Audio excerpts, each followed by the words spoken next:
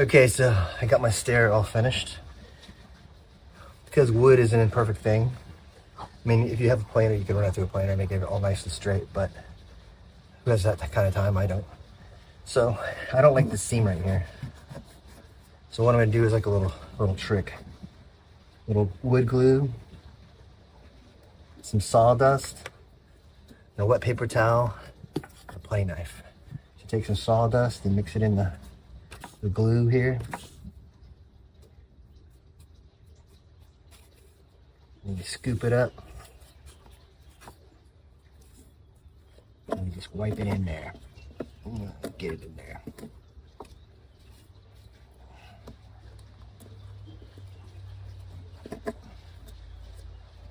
Okay.